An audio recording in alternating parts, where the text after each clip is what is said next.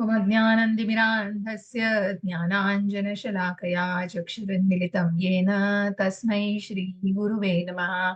श्रीचैतन्यमनोभीष्टं स्थापितं येन भूतले स्वयं रूप कदा मह्यं ददाति स्वपदान्तिकं। हे कृष्ण करुणा सिन्धो दीनबन्धो जगत्पते गोपेश गोपिकान्त राधाकान्त नमोऽस्तुते। तप्त काञ्चन गौराङ्गी राधे वृन्दावनेश्वरी वृषभानुसुते देवी प्रणमामि हरिप्रिये। नमो विष्णुपदाय कृष्णपृष्ठाय भूतले श्रीमते भक्तिवेदान्त स्वामिन् इति नामिते। नमस्ते सरस्वते देवे गौरवाणी प्रचारिणे निर्विशेष शून्यवादी पाश्चात्य देशतारिणे। जय हो श्री कृष्ण चैतन्य प्रभो नित्यानंद श्री अद्वैत गदाधर श्रीवासादि गौर भक्तवृंद। हरे कृष्णा कृष्णा कृष्णा हरे हरे हरे राम राम राम हरे हरे। हरे कृष्णा कृष्णा कृष्णा हरे हरे हरे राम राम राम हरे हरे। हरे कृष्णा कृष्णा कृष्णा हरे हरे हरे राम राम राम हरे हरे। हरे कृष्णा कृष्णा कृष्णा हरे हरे राम राम हरे हरे। हरे कृष्णा कृष्णा कृष्णा हरे हरे राम राम हरे हरे। हरे कृष्णा कृष्णा कृष्णा हरे हरे राम राम राम हरे हरे। हरे हरे कृष्णा श्री श्री राधा गोविंद यांच्या चरणी साष्टांग दंडवत श्री गौरनिताई यांना साष्टांग दंडवत श्री शिला प्रभुपाद यांना साष्टांग दंडवत श्री नामानिष्ठ प्रभूजी यांनाही माझा साष्टांग दंडवत आणि इस्कॉनच्या पूर्ण टीमला माझा सादर प्रणाम करून आपण आपल्या 15व्या अध्यायाला सुरुवात करत आहोत। थोडीशी सुरुवात आपण काल केलेली। कालचं आपलं सेशन खूप छान झालं। तुम्ही सगळ्यांनी खूप छान मनमोकळ्या गप्पा मारल्यात आणि छान तुमचे अनुभव सांगितले, शेअर केलेत, त्याबद्दल खूप छान। तर आपण पुढे जातोय। मी पहिल्या श्लोकापासून घेते आज, रेकॉर्डिंग नव्हतं केलं काल, तर आपण घेऊया। 2च श्लोक झालेले आहेत, पण मी पहिल्या 2 श्लोकांचं फक्त एक थोडक्यात वर्णन सांगते, जे आपण आधीही जाणलेलं आहे। तर मी श्लोक वाचते। पुरुषोत्तम योग श्री भगवान वाच ऊर्ध्वमूलमदशाखम् अश्वत्थं प्राहुरव्ययम् छन्दांसि यस्य पर्णानि यस्तं वेद स वेदवित्। तर भगवान म्हणताय तिथे एक शाश्वत वटवृक्ष आहे, ज्याचं मूळ वर आहे आणि शाखा खाली आहे, पाने वैदिक मंत्र आहेत, आणि जो या वृक्षाला जाणतो तो वेदांना जाणतो। मग असा जो वटवृक्ष आहे, असा हा वटवृक्ष जो शाश्वत आहे, आणि तो शाश्वत वटवृक्ष याची तुलना आपल्या भौतिक जगताशी केलेली आहे। तर असाच वटवृक्ष आपल्या भौतिक जगतामध्ये कुठे दिसतो? आपल्या सरळ सगळ्या गोष्टींमध्ये दिसत नाही, तर तो प्रतिबिंब म्हणून दिसू शकतो। हा वटवृक्ष म्हणजे कसा असतो? हा स्पिरिच्युअल आहे, हा आध्यात्मिक वटवृक्ष आहे, ज्याची मुळं वरती आणि शाखा खाली आहेत, आणि या वटवृक्षाची तुलना केलेली आहे आपल्या भौतिक जगताशी।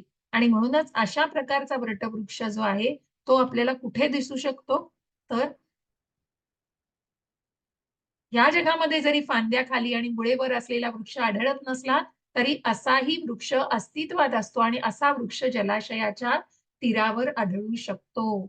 आणि या तीरावर असलेल्या वृक्षाचं प्रतिबिंब पाण्यात पाहिले पडलेले असते, आणि त्यामध्ये वृक्षाच्या फांद्या खाली तर मुळं वर असल्याचे आढळते। दुसऱ्या शब्दात सांगावयाचे तर हा संसार रूपी वृक्ष म्हणजे वैकुंठ जगतरूपी वास्तविक वृक्षाचे केवळ एक प्रतिबिंब आहे। ज्याप्रमाणे वृक्षाचे प्रतिबिंब पाण्यात स्थित असते, त्याप्रमाणे आध्यात्मिक वृक्षाचे हे प्रतिबिंब इच्छांमध्ये स्थित असते। प्रतिबिंबित भौतिक प्रकाशात वस्तू स्थित होण्याचे कारण म्हणजे इच्छा आहे। ज्याला या संसारातून बाहेर पडण्याची इच्छा आहे, त्याने पृथक्करणात्मक अध्ययनाद्वारे या वृक्षाचे पूर्ण ज्ञान जाणून घेतले पाहिजे। तेव्हाच तो या वृक्षाशी असणारा आपला संबंध छेदू शकतो। मग या आध्यात्मिक वटवृक्षाला जाणलं तरच त्या भौतिक वृक्षातून कुठेतरी बाहेर पडता येईल। कारण त्याच्या ज्या फांद्या आहेत त्या इंद्रिय विषय आहेत, आणि त्याच्या जे काही डहाळ्या आहेत त्या सगळ्या इंद्रिय तृप्तीशी सगळ्या निगडीत आहेत, आणि म्हणूनच मग याचं सगळ्याचं कुठेतरी मुळं खूप खोलवर रोवलेली आहेत। ती कुठे रोवली आहेत? तर त्या इच्छांची, आणि त्या इच्छांनी याला खतपाणी घातलं जातं, आणि त्या इच्छा म्हणजे त्याचं रिफ्लेक्शन आहे, आणि इच्छा हे त्याचं प्रतिबिंब आहे, आणि त्या इच्छांमुळे काय होत असतं? तर तो कुठेतरी खालच्या मग जसं आपण म्हटलेलं आहे, की निरनिराळ्या लोकांमध्ये मग जर वरच्या, खालच्या आणि त्याच्याही खालच्या पातळीच्या असे जसं-जसं तुम्ही खाली जाल तसं-तसं त्या फांद्यांमध्ये तसं-तसं त्या गोष्टींमध्ये तुम्ही अडकत जाता आणि त्याप्रमाणे तुम्हाला जन्म मिळतो. हा वृक्ष म्हणजे खऱ्या वृक्षाचं प्रतिबिंब असल्या कारणाने ती एक हुबेहूब प्रतिकृतीच आहे. प्राकृत जे काही आहे ते सर्व आध्यात्मिक जगतातही आहे. निर्विशेषवादी निराकार ब्रह्मालाच या भौतिक जगतरूपी वृक्षाचे मूळ मानतात आणि सांख्य तत्वज्ञानानुसार मुळापासून प्रकृती आणि पुरुष त्यानंतर त्रिगुण, पंचमहाभूते, दशेंद्रिय, मन इत्यादी निर्माण होतात. या प्रकारे 24 तत्वांचं जे शरीर आपण बघितलेलं होतं, ज्या 13व्या अध्यायामध्ये आपण बघितलं, जर ब्रह्म हे संपूर्ण सृष्टीचे केंद्रबिंदू बिंदू असेल, तर त्यापासूनच प्राकृत जगत हे 180 अंशाचे असते आणि उर्वरित 180 अंशाचे हे आध्यात्मिक जगत असते. ज्या ज्या जे ब्रह्म हे सृष्टीचं बिंदू जर मानलं, तर त्यापासून 180 आणि 180 अशा डिव्हिजनवर, अशा विभागणीवर कुठेतरी आध्यात्मिक आणि भौतिक वृक्षाची, भौतिक प्रकृतीची स्थान सांगितलेलं आहे. आणि भौतिक जगत हे विकृत प्रतिबिंब आहे म्हणून आध्यात्मिक जगत आहे या भौतिक जगताप्रमाणेच वैविध्यता असली पाहिजे, ती वास्तविक असली पाहिजे. मग जे काही भौतिक जगतामध्ये आहे, मग आपण वृंदावन म्हणतो हो. जे भौतिक जगतात आहे ते आध्यात्मिक जगतातल्या वृंदावनाशी काही तुलनाच नाही. तो वृंदावन ते गोलोक वृंदावन धाम आहे. इथे त्याची प्रतिकृती आहे हो फक्त. आणि म्हणूनच अशा प्रकारे जे काही आहे या प्रकृत जगतामध्ये ते सगळं या आध्यात्मिक जगतात आहे, पण ते सगळं शाश्वत आहे. हे जाणण्याचा प्रयत्न करा. भगवंतांनी स्वतः सांगितल्याप्रमाणे हा प्रतिबिंबित वृक्ष छेदून आध्यात्मिक जगतरूपी वास्तविक वृक्षाची प्राप्ती करणे हे वेदांचे प्रयोजन आहे. आणि म्हणूनच हा जो वटवृक्ष आहे याला वेदांचं महत्व दिलेलं आहे. जो या वटवृक्षाला जाणतो तो वेदांना जाणतो, कारण त्याची पानं ही वैदिक मंत्र आहेत. आणि अशा प्रकारे सगळं जे काही त्याच्या डहाळ्या आहेत हे सगळं वेदांनी युक्त आहे. आणि म्हणूनच अशा वेदयुक्त अशा वटवृक्षाला जाणण्यासाठी आपण त्या प्राकृत जगताशी असलेल्या आपल्या सगळी मुळं आहेत, ती मुळापासून छाटून टाकलं पाहिजे, छेदून टाकलं पाहिजे. अधश्चोर्ध्वं प्रसृतास्तस्य सा शाखा गुणप्रवृद्धा विषयप्रवालः अधश्च मूलान्यनुसन्ततानि कर्माणि बन्धीनि मनुष्यलोके. हेही आपण जाणलंय, की ज्याच्या डहाळ्या म्हणजे इंद्रिय विषय आहेत, त्रिगुणांनी पोषण केलेल्या, जिथे खतपाणी घातलं जातं कशाचं? तर त्रिगुणांचं खतपाणी घातलं जातं. त्याचं प्रतिबिंब हे इच्छांमुळे आहे आणि त्याचं खतपाणी, त्याची मुळं कशाने वाढली जातायत? तर ती कुठेतरी त्रिगुणांच्या प्रभावाखाली आहेत आणि म्हणूनच त्याची मुळं खालीही पसरलेली आहेत, जी मानव समाजाच्या सकाम कर्माशी बांधली गेलेली आहेत आणि म्हणूनच ही मानव समाजाच्या, कारण ती अगदी खालपर्यंत रोवलेली मुळं आहेत. तिला छाटून टाकल्याशिवाय या वटवृक्षाशी, या या वृक्षाशी असलेलं नातं तोडता येणार नाही आणि म्हणूनच त्याला मुळापासून छाटून टाकलं पाहिजे. रूपमस्येह तथोपलभ्यते नान्तो न चादिर्न च सम्प्रतिष्ठा अश्वत्थमेनं सुविरूढमूलम् असङ्गशस्त्रेण दृढेन चित्वा ततः पदं तत्परिमार्गितव्यं यस्मिन् गता न निवर्तन्ति भूयः तमेव चाद्यं पुरुषं प्रपद्ये यतः प्रवृत्ती प्रसृता पुराणी. हरे कृष्ण माताजी वाचणार. हरे कृष्ण माताजी. या वृक्षाचे वास्तविक रूप या जगतात अनुभवता येत नाही. याचा आदी अंत, परंतु मनुष्याने खोलवर मुळे गेलेल्या या वृक्षाला निश्चयाने शस्त्राद्वारे छेदून टाकले पाहिजे. त्यानंतर मनुष्याने असे स्थान शोधावे की ज्या ठिकाणी गेल्यावर पुन्हा परतावे लागत नाही. ज्या परमपुरुषाकडून अनादी काळापासून सर्व गोष्टींचा प्रारंभ आणि विस्तार झाला आहे, त्या परमपुरुषाला त्या ठिकाणी शरण गेले पाहिजे. हरे कृष्ण माताजी. हरे कृष्ण. आणि म्हणूनच मग अशा या वृक्षाला कारण या जगतामध्ये, या वास्तविक जगतामध्ये, वास्तविक रूप या वृक्षाचं या भौतिक जगतामध्ये अनुभवणं हे अशक्य आहे आणि म्हणूनच या वटवृक्षाला जाणून, की ज्याची मुळं वर आहेत आणि फांद्या खाली आहेत, या वृक्षाला जाणायचंय आणि म्हणून जशा-जशा त्या फांद्या खाली जातात, जसं-जसं ती वाढ होत जाते, त्या मुळांचं सगळं काय झालेलं आहे, तर त्यांना कुठेतरी भौतिक जगतामध्ये सगळ्या इच्छांमुळे ते प्रतिबिंब दिसतंय त्या पाण्यामध्ये आणि मग ती मुळं ज्या ती फांद्या खाली गेलेल्या दिसतायत, त्याप्रमाणे मग वरचे ग्रह, त्याच्या खालचे ग्रह, त्याच्या खालचे पृथ्वीच्या वरचे ग्रह आणि पृथ्वीच्या खालचे ग्रह, अशा प्रकारे मग निरनिराळ्या योनींमध्ये मनुष्याला त्या इच्छांमुळे जन्म मिळतो आहे आणि म्हणूनच आध्यात्मिक स्वरूप त्याचं, वास्तविक स्वरूप त्याचं या जगतामध्ये जाणता येणार नाही.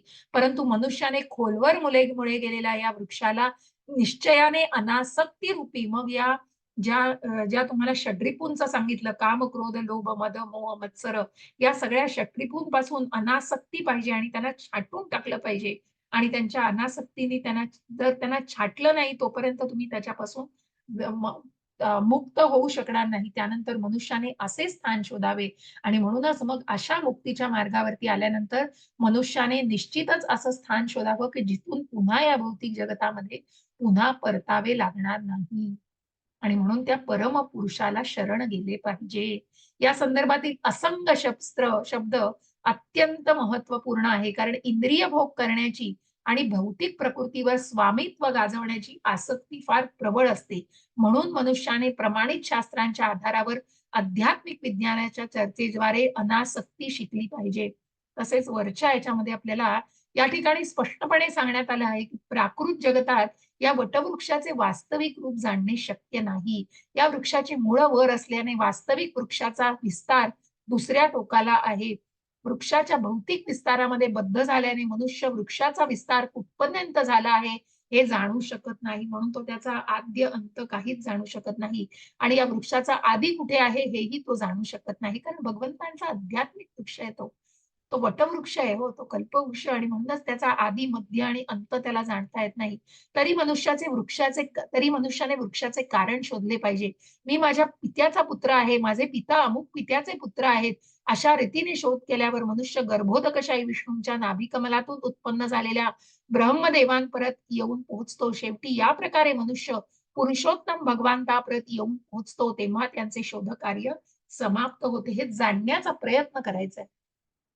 भगवतज्ञानी व्यक्तींच्या सत्संगाद्वारे मनुष्याने या वृक्षाचे आदी पुरुषोत्तम भगवान यांचा शोध घेतला पाहिजे.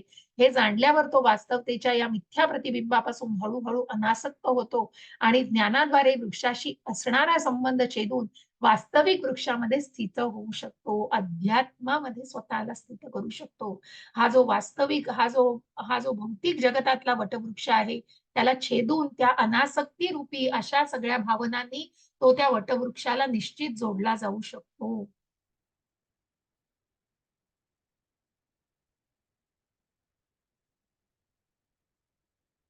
भक्तांच्या सत्संगामध्ये याप्रमाणे चर्चा केलेले फळ म्हणजे मनुष्य भगवंतापर्यंत येऊन पोहोचतो. नंतर मनुष्याने सर्वप्रथम करण्याची गोष्ट म्हणजे भगवंतांना शरण जाणे होय.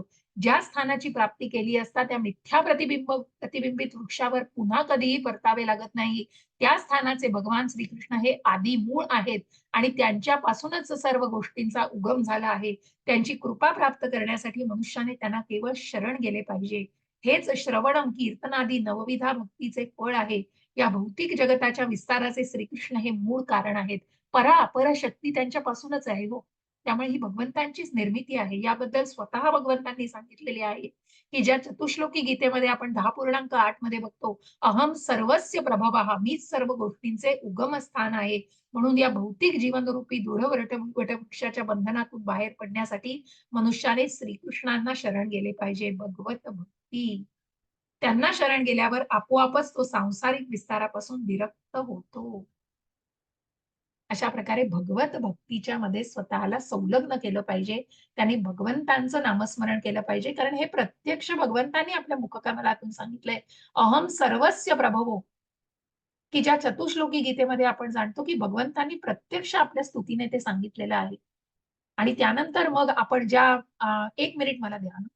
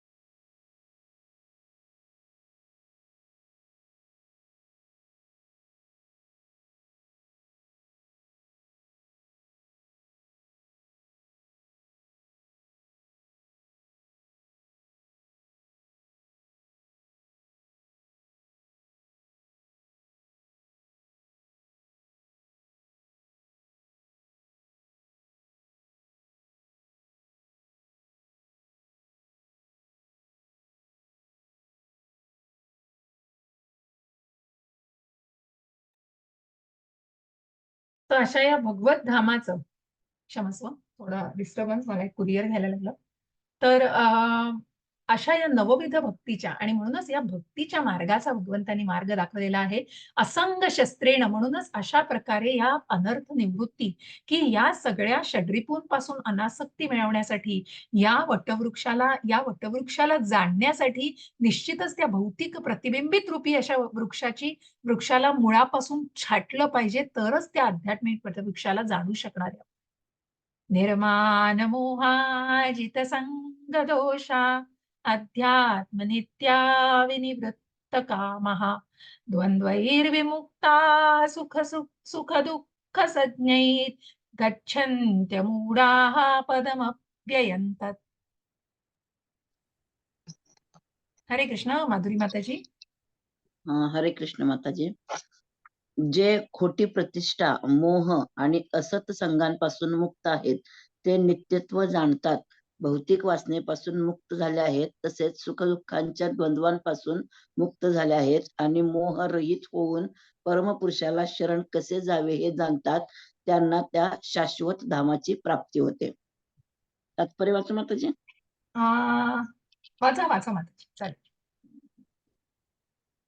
तात्पर्य: शरण, एक मिनिट, सॉरी. शरण जाण्याच्या विधीचे सुंदर वर्णन या श्लोकामध्ये करण्यात आले आहे. यातील सर्वप्रथम पात्रता म्हणजे मनुष्याने अहंकाराने मोहित होऊ नये. स्वतःला भौतिक प्रकृतीचा स्वामी समजून मिथ्या अहंकाराने उन्मत्त झाल्यामुळे भगवंतांना शरण जाणे त्यांच्यासाठी कठीण असते. वास्तविक ज्ञानाच्या अनुशीलनाने त्याने जाणले पाहिजे की प्रकृतीचे स्वामी आपण नसून भगवंत हेच प्रकृतीचे स्वामी आहेत.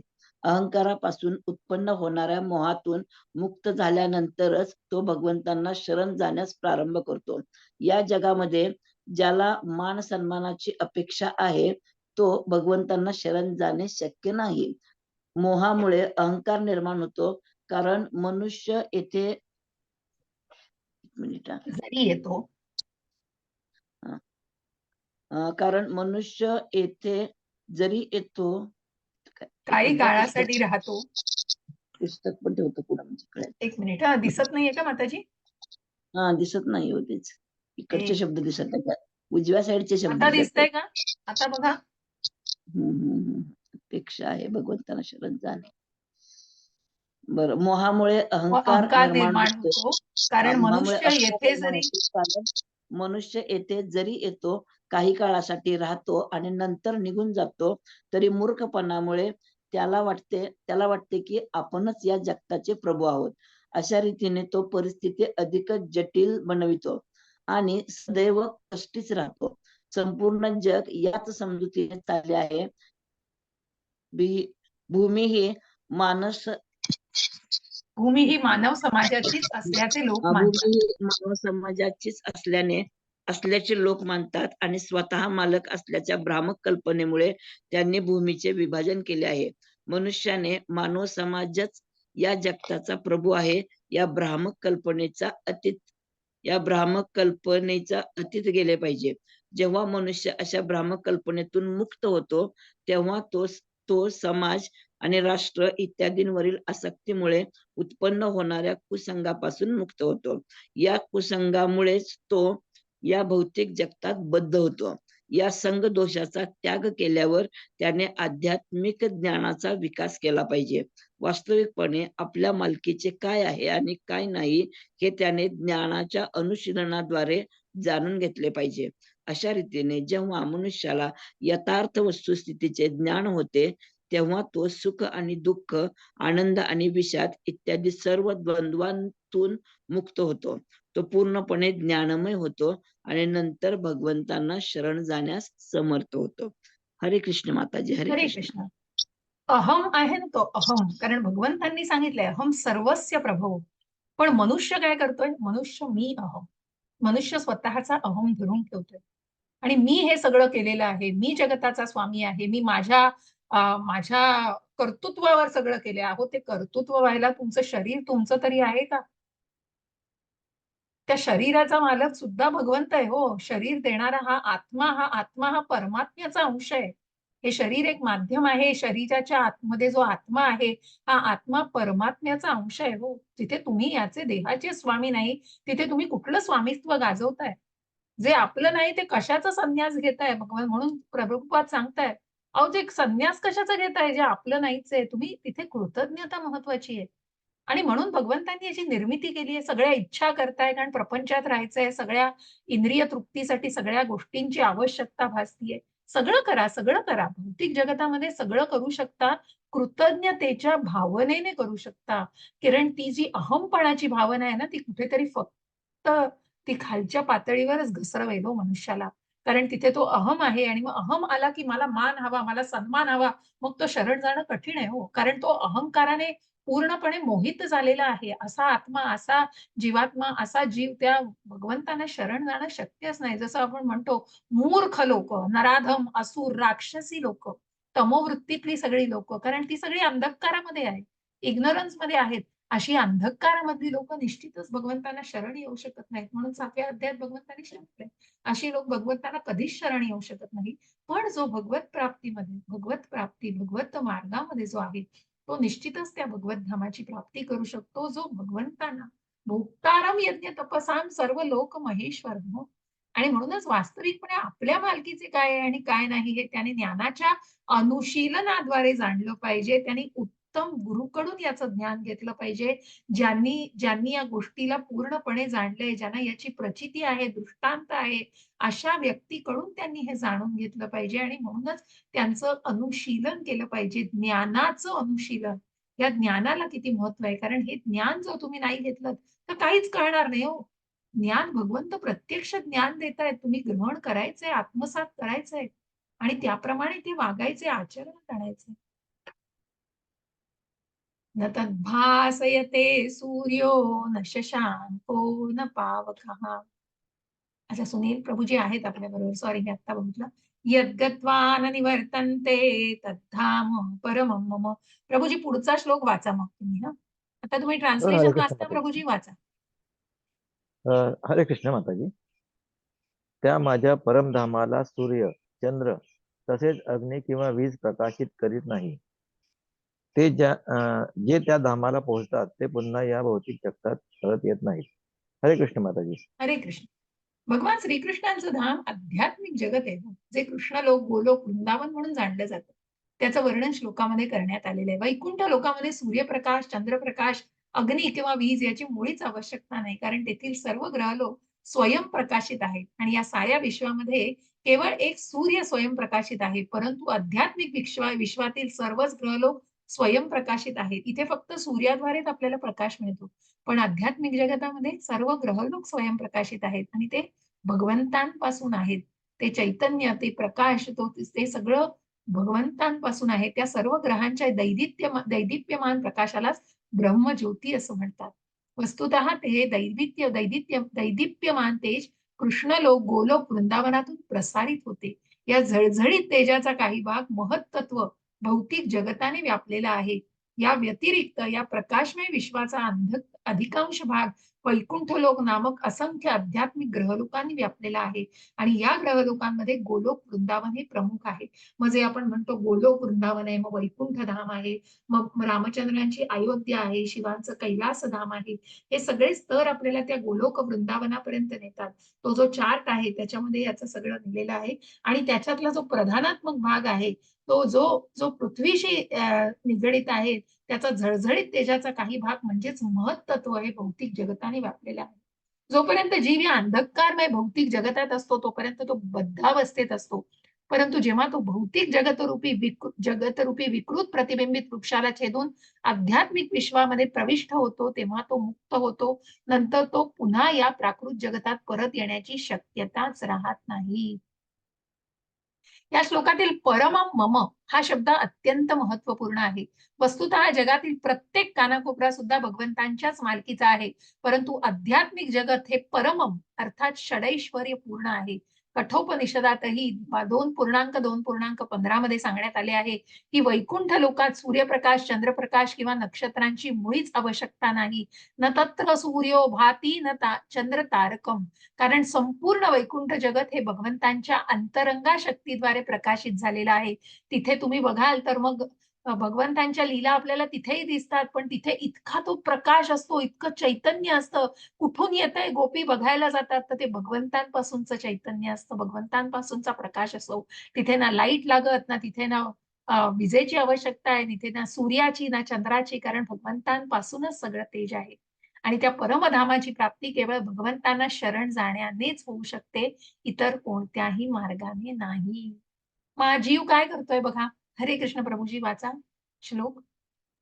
हा, हरे कृष्ण माताजी. ममैवांशो जीवलोके जीवभूतः सनातनः मनश्चष्ठानीन्द्रियाणि प्रकृतिस्थानी कर्षति. हरे कृष्ण माताजी. प्रभूजी, प्रकृती स्थानी कर्षती, स्थानी नाही करायचं. वेन यू आर सेइंग की ओके. तुम्ही आपण ह्रस्व दीर्घ जे शिकलोय ना, तर मग हा, नी इथे बरोबर. ह्रस्व आहे. मग प्रकृती स्थानी कर्षती, तिथे नीला ओके. लांबवायचं नाही. प्रभूजी. ओके. हरे कृष्ण.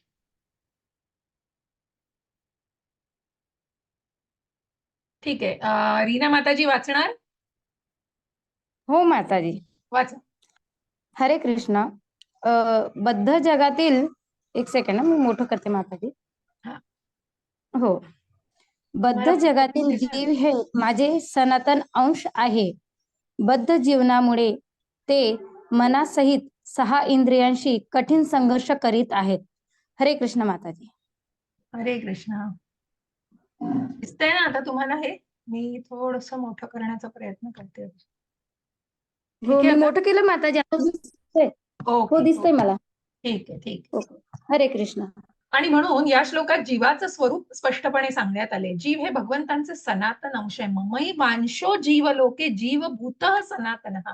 माझे अंश आहेत. आणि म्हणून भगवंतांचे हे बद्ध जीव हे भगवंतांचे अंश आहेत, कारण आपण आध्यात्मिक आहोत. हो, मूळ रूप आपलं आध्यात्मिक आहे. मूळ गुणांनी आपण आध्यात्मिक आहोत. बद्धावस्थेत जीव व्यक्तित्व धारण करतो आणि मुक्त झाल्यावर तो भगवंतांशी एकरूप पावतो.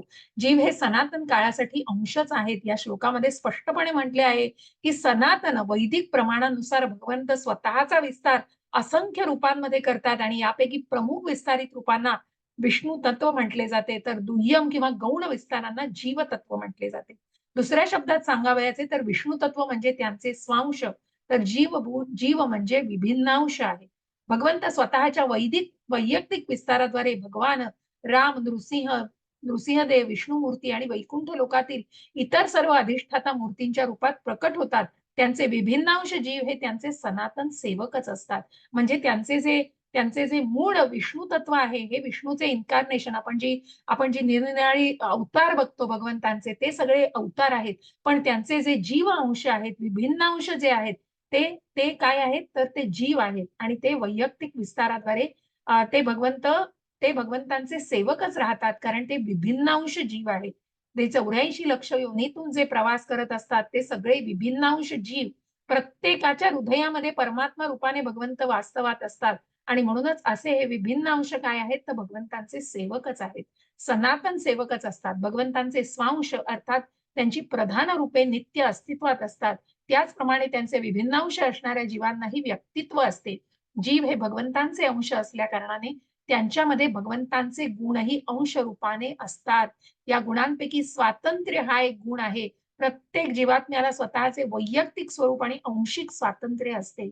या स्वातंत्र्याचा दुरुपयोग केल्याने जीव बद्ध होतो आणि स्वातंत्र्याचा योग्य उपयोग केल्याने तो सदैव मुक्त राहतो.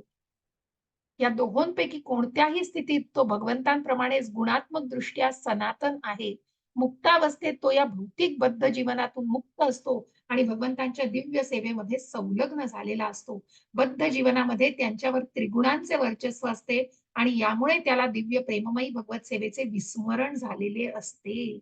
परिणामी या भौतिक जगतामध्ये आपले अस्तित्व राखण्यासाठी त्याला अत्यंत कठीण संघर्ष मन आणि या 6 इंद्रियांद्वारे तो संघर्ष करत असतो. ते क्षणभंगूर सुख मिळवण्यासाठी तो तो संघर्ष करीत असतो. मांजर, कुत्री, मनुष्य, प्राणी इत्यादी जीवच नव्हे तर या प्राकृत जगताचे ब्रह्मदेव, भगवान शंकर आणि विष्णू इत्यादी महान नियंत्रकही भगवंतांचे अंश आहेत. ते सर्व अनित्य नसून शाश्वत आहेत. या श्लोकातील कर्षती, संघर्ष करणे हा शब्द अत्यंत महत्वपूर्ण आहे. बद्ध जीव हा जणू काही लोखंडांच्या साखळ्यांनी बांधला गेलाय, कारण तो बद्धावस्थेत आहे. तो त्रिगुणांनी बद्ध आहे आणि तो त्रिगुणांच्या प्रभावाखाली या सगळ्या मायेने बद्ध केलेला आहे. तो मिथ्या अहंकाराने बांधला गेलेला आहे. मन सत्व गुणामध्ये स्थित असते तेव्हा त्याचे मन त्याचे कर्म लाभाप्रद असते. रजोगुणांमध्ये स्थित असते तेव्हा कर्म कष्टप्रद असते आणि तमोगुणांमध्ये असते तो शूद्र जीवयोनी भ्रमण करीत असतो.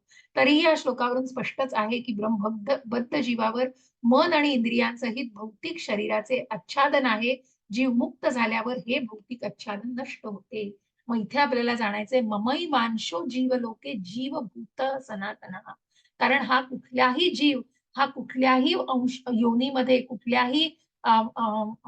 कुठल्याही जीवामध्ये तो असला तरी तो मन आणि त्या 6 इंद्रियांसह तो संघर्ष करीत असतो त्या भौतिक जगतामध्ये, कारण तिथे तो बद्धावस्थेमध्ये असतो. पण जेव्हा तो आध्यात्मिक जगतात, त्याला कुठेतरी या आध्यात्मिक जगताचं विस्मरण झालेलं असतं, पण जेव्हा तो त्या भगवत सेवेमध्ये स्वतःला पूर्णपणे समरस करतो तेव्हा निश्चितच त्यापासून मुक्त होतो.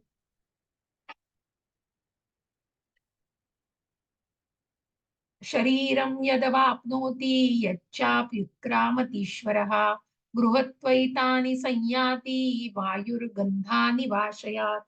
हरे कृष्ण. माधुरी माताजी वाचणार. सॉरी प्रभूजी, श्लोक पुढच्या वेळेला वाचा तुम्ही. माधुरी माताजी, हरे कृष्ण.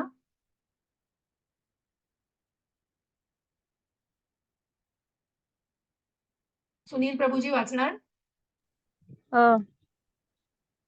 माताजी वाचतात का? वाचू मी? वाचा रीना माताजी, वाचा. काहीतरी एक मिनिट कनेक्टिव्हिटी आहे. मला ते लहान एकदम झालं ते दिसणार. हा झालं ठीक आहे मोठं. ठीक आहे. माताजी चालेल, दिसतंय का वाचा असं? दिसतंय का हो, हो, माताजी हो. तुम्हाला? हा, दिसते. ठीक आहे ठीक.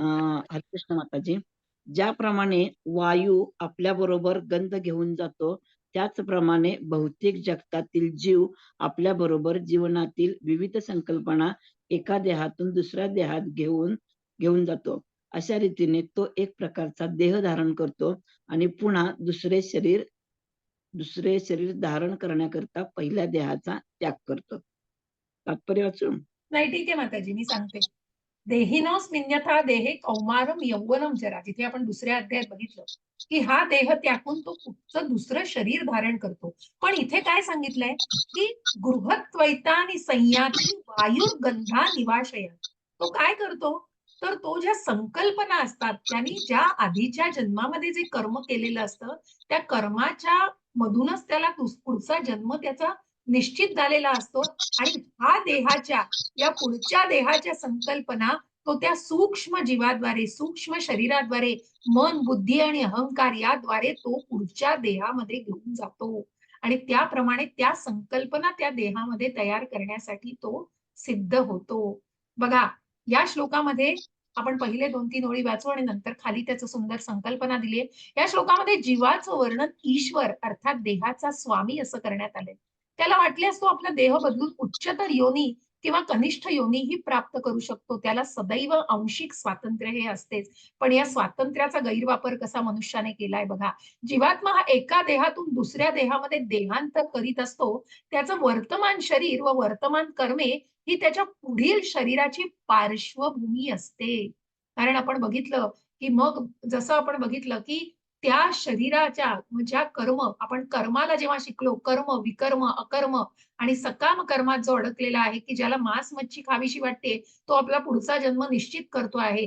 ज्याला कमी कपडे घालायची इच्छा आहे तो आपला पुढचा जन्म निश्चित करतोय. आणि म्हणून या पुढच्या जन्माच्या संकल्पना कशा प्रकारे नेतात, मनुष्याला त्याच्या कर्मांनुसार विविध प्रकारचं शरीर प्राप्त होते आणि कालांतराने त्याला हे शरीर सोडावे लागते. जेव्हा हा जीर्ण देह होतो तेव्हा वर्तमान शरीर तो त्याग करतो.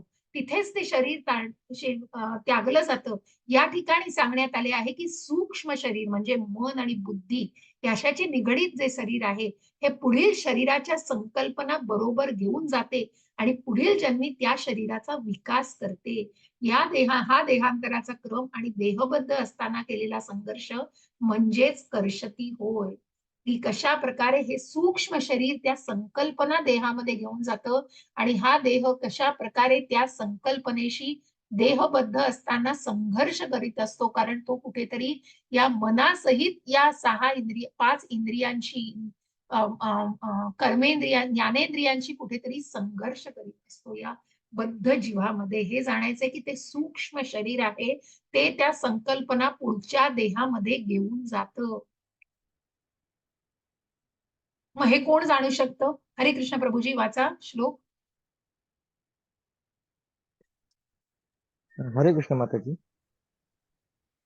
श्रोत्रैश्च चक्षुस्पर्शनैश्च रसनं घ्राणमेव च अधिष्ठाय मनुष्याय विषयानुपसेवते.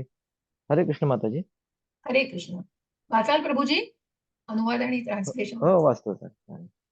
अशा प्रकारे जीव दुसरे स्थूल शरीर धारण करून मनाशी केंद्रित झालेली कान, नेत्र, जिवा, नाक आणि स्पर्श इत्यादी विशिष्ट प्रकारची इंद्रिय प्राप्त करतो. अशा रीतीने तो एका विशिष्ट प्रकारच्या इंद्रिय विषय समूहाचा उपभोग घेतो. तात्पर्य वाचू ना माताजी. वाचा. हेच दुसऱ्या शब्दात सांगावयाचे तर जीवाने आपली भावना कुत्र्या मांजरांच्या गुणांनी अशुद्ध केली तर त्याला पुढील जन्मामध्ये कुत्र्या मांजरांच्या शरीराचा उपभोग घ्यावा लागतो. चेतना ही मूलतः पाण्याप्रमाणे शुद्ध आहे, परंतु जर आपण पाण्यामध्ये विशिष्ट प्रकारचा रंग मिसळला तर पाण्यात बदल होतो. त्याप्रमाणे चेतना ही शुद्धच असते, कारण आत्मा हा शुद्ध असतो. परंतु भौतिक गुणांच्या संघानुसार चेतनेतही बदल होतो. वास्तविक भावना ही केवळ कृष्ण भावनाच असते. म्हणून मनुष्य जेव्हा कृष्ण भावनेमध्ये स्थित होतो तेव्हा त्याचे जीवन विशुद्ध बनते. तथापि जर त्याची चेतना कोणत्या तरी भौतिक मनोवृत्तीने प्रदूषित झाली तर त्याला पुढील जन्मी त्या मनोवृत्तीनुसार देह प्राप्त होतो. त्याला जर पुन्हा मनुष्याचे शरीर मिळेल असे नाही. कुत्रा, मांजर, डुक्कर, देवता किंवा 84 लक्ष योनीपैकी इतर कोणत्याही योनी प्राप्त होऊ शकते. हरे कृष्ण माताजी. हरे कृष्ण. त्याची कर्म त्याचा पुढचा जन्म ठरवत असतात आणि म्हणूनच मूळतः कसं सांगितलं, ही चेतना हा आत्मा आहे. हा आत्मा मूळतः शुद्ध आहे, आध्यात्मिक आहे. पण त्या आत्म्याला चेतो दर्पण मार्जनम, त्या आत्म्याला अशुद्धी येते का? कारण त्या संगतीमुळे आणि कुठल्या तरी त्या संगतीमुळे मनुष्याच्या मनातले जे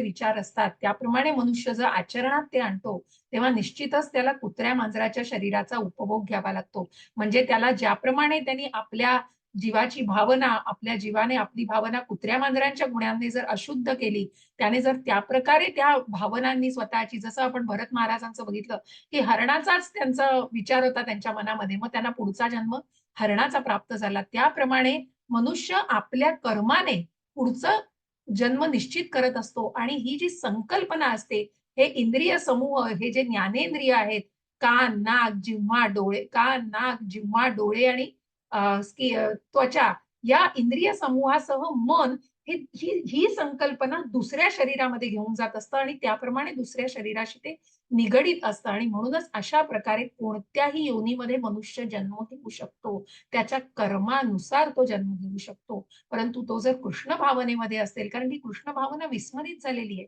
तो विस्मरणात गेलेली आहे ती भावना आणि म्हणूनच तो कुठेतरी या सगळ्या त्रिगुणांच्या प्रभावाखाली येऊन त्याचं मन त्याची जी चेतना आहे ती अशुद्ध झालेली आहे. ती शुद्ध करण्याची गरज आहे.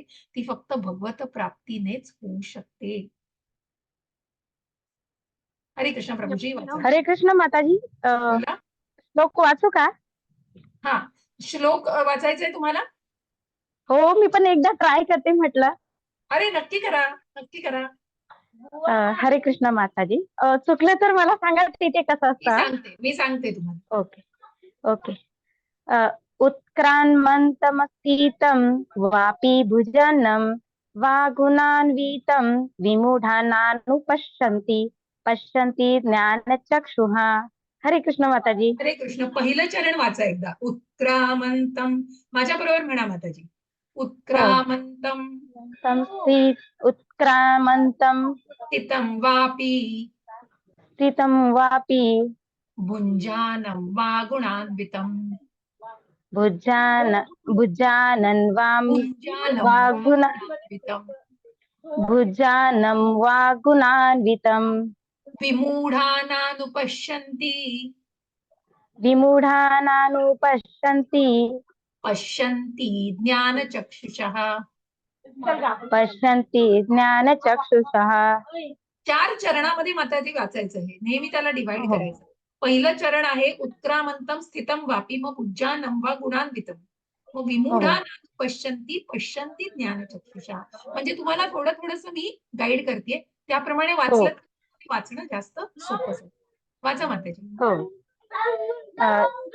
तात्पर्य, जीव आपल्या देहाचा त्याग कसा करतो तसेच प्राकृतिक गुणांच्या प्रभावामुळे तो कोणत्या प्रकारच्या देहाचा उपभोग घेतो हे मूर्ख लोक जाणू शकत नाहीत. परंतु ज्याला ज्ञानचक्षु आहेत तो हे सर्व पाहू शकतो. हरे कृष्ण माताजी. हरे शिव. ज्ञानाचे चक्षु ज्याला आहेत, जसं मी तुम्हाला मागे एकदा उदाहरण दिलं होतं की आपण 18 दिवसांचा वर्ग करताना की मग ज्ञानचक्षु, हे ज्ञानचक्षु असण्याचं कारण म्हणजे कसं, एखादी गाडी आहे, ती गाडी सपोज बिघडली तर तो गाडी चालवणारा जो कोणी त्याच्यामधला त्याचा मालक असतो, तो मालक बाहेर येऊन बघतो तर तो उघडून बघतो त्याचं ते बोनाट वगैरे सगळं, ते बोनेट बघतो उघडून, पण त्याला काय त्याच्यातलं कळणार आहे, कारण त्याला त्याचं ज्ञानच नाहीये. पण तीच गाडी तो जर गॅरेजमध्ये घेऊन गेला तर तो गॅरेजचा मेकॅनिक मात्र ती गाडी मिनिटामध्ये नीट करून देतो, कारण त्याला त्या ज्ञानाचे चक्षु असतात.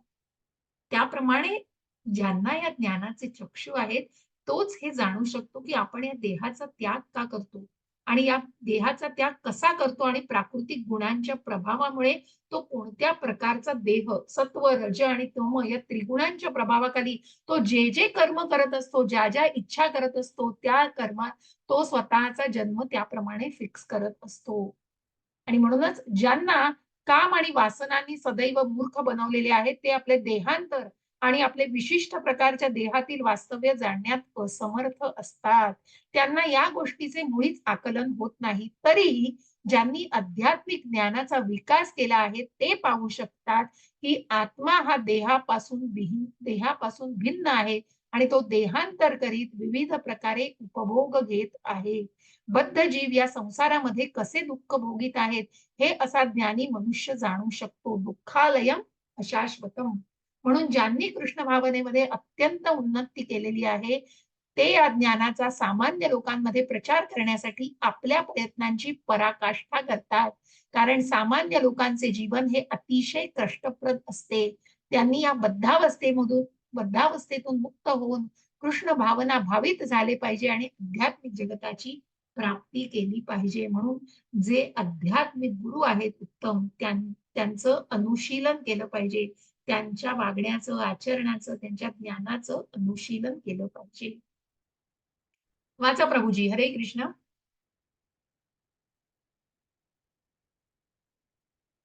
हरे कृष्ण माताजी. काय नाही वाचतो. यत्यंतो योगिनश्चैनं यत्यन्तात्मन्यवस्थितं यत्यन्तोऽप्यकृतात्मानो नैनं पश्यन्ति चेतसः. हरे कृष्ण माताजी. हरे कृष्ण. वाचा प्रभूजी अनुवाद. हरे कृष्ण माताजी. प्रयत्न करणारे आत्मसाक्षात्कारी योगीजन हे सर्व स्पष्टपणे पाहू शकतात. परंतु ज्यांचे मन अविकसित आहे आणि ज्यांना आत्मसाक्षात्कार झालेला नाही ते प्रयत्न करूनही काय घडत आहे हे जाणू शकत नाहीत. तात्पर्य वाचायचे माताजी? नाही, ठीक आहे. मी काही त्याच्यातले मुद्दे घेते. तर केवळ कसल्या ना कसल्या तरी शारीरिक कसतरीचा छंद आहे. जर शरीर सुदृढ आणि निरोगी बनले तर त्यातच ते समाधानी असतात. असे कोण असतात तर सद्यस्थितीत अनेक तथाकथित योगी आणि योग्यांच्या संस्था आहेत, परंतु आत्मसाक्षात्काराच्या बाबतीत ते वस्तुतः अंधच आहेत. कारण ते योगी आहेत, ज्ञानी आहेत, पण तिथे कृष्ण भावना मिसिंग आहे. त्यांना केवळ कसल्या ना कसल्या तरी शारीरिक कसरतीचा तो योग नाहीये. तिथे भगवंतांशी जोडलं जात नाही. तो फक्त शारीरिक योग आहे. तो फक्त व्यायाम आहे. आणि म्हणूनच तो कुठेतरी कसरतीचा छंद आहे. जर शरीर सुदृढ आणि निरोगी बनले तरच ते त्यातच समाधानी असतात. या व्यतिरिक्त त्यांना इतर ज्ञान नसते. अशा तथाकथित योगीजनांना कृतात्मनः असे संबोधले जाते. ते जरी तथाकथित योग पद्धतीचा अभ्यास करीत असले तरी ते काही आत्मसाक्षात्कारी नाहीत. असे लोक आत्म्याचे देहांतर कसे होते ते जाणू शकत नाहीत. जे वास्तविकपणे योग पद्धतीचा अभ्यास करीत आहेत आणि ज्यांना आत्मा, प्रकृती आणि भगवंत यांचा साक्षात्कार झालेला आहे, ज्यांना आत्मा, सोल, प्रकृती ही जी नेचर आहे आपल्या भोवतीचं आणि भगवंत सुप्रीम पर्सनॅलिटी ऑफ गॉडहेड यांचा साक्षात्कार झाला आहे, किंवा दुसऱ्या शब्दात सांगावयाचे जे विशुद्ध कृष्ण भावना भावित भक्तीमध्ये संलग्न झालेले भक्तियोगी आहेत, त्यांनाच केवळ सर्व कशा प्रकारे घडत आहे याचे आकलन असते. तेच फक्त जाणू शकतात कशा प्रकारे हे सगळं जण, की जे ज्ञानाचं अनुशीलन करतातच आहेत, परंतु कशा प्रकारे तर ते त्याचा अभ्यास करीत आहेत, या योग पद्धतीचा अभ्यास करीत आहेत, ज्यामध्ये ते ईश्वर, प्रकृती, भगवंत म्हणजे आत्मा, प्रकृती आणि भगवंत यांची संलग्नता जाणून घेत आहेत आणि त्यांचा साक्षात्कार त्यांना होतोय. आणि तोच होण्यासाठी त्या आत्मसाक्षात्कारी भावनेपर्यंत पोहोचण्यासाठी त्या या मार्गाचा ते अवलंब करत आहेत आणि म्हणून ते विशुद्ध कृष्ण भावनेमध्ये स्थित आहे. हरे कृष्ण प्रभूजी. माताजी वाचायचंय तुम्हाला, वाचा, मी मदत करीन तुम्हाला. रीना माताजी प्रयत्न करा. हो माताजी. 12वा ना माताजी? 12वा. हा. यदादित्यगतं तेजो जगद्भासयतेऽखिलं यच्चंद्रमसि यच्चग्नो तत्तेजो विद्धि मामकम्. हरे छान कृष्ण वाचलत माताजी. आता, छान वाचलत माताजी, खूप छान वाचलत, खूप हो. प्रयत्न चांगला केला.